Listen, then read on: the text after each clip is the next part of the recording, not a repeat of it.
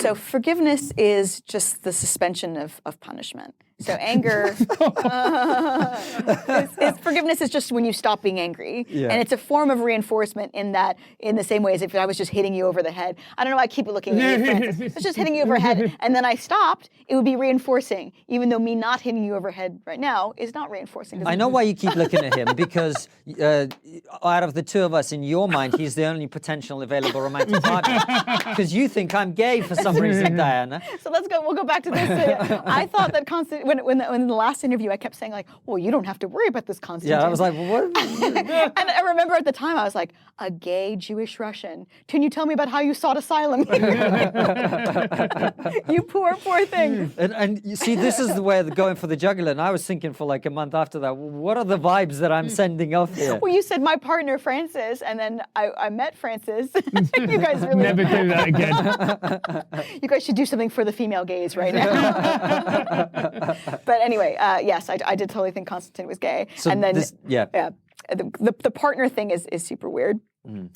So hitting somebody over the head, forgiveness. Yes. So in this long-term study, they found that a woman whose forgiveness increased over time had a partner whose conscientiousness increased over time. That's a very, very fancy way of saying that essentially women were using punishment to change their partner's personalities, and conscientiousness is a major personality characteristic that you would want in a husband. Conscientiousness means that he's going to do things that he said he was going to do, he's going to feel bad when he didn't do the things that he said he was going to do, and he's also going to be attentive to your needs. Those are all conscientiousness things. And so even though it's unclear how much environment can change personality, it is interesting that there's actually not more studies about how much wives and husbands can change one another's personalities. So in this study, they actually found that women were changing men's personalities, their husbands' personalities, more than vice versa, and that men's forgiveness had no influence on women's conscientiousness.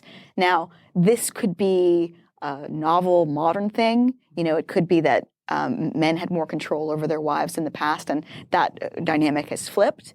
Or it could be that women are using these more sophisticated methods in order to change personality, and that the method that a man would have had at his disposal, which is threats, has become morally frowned upon, right? To put it lightly, and so that could be it. I'm not really sure why, but it does seem that women are better at this particular skill, in my view, than men are. And the second part of my question was about, so if that way of influencing doesn't work for men as well as it does for women, what are some of the kind of tips you might have for a man in that kind of relationship where they also want to, influence their partner for the better?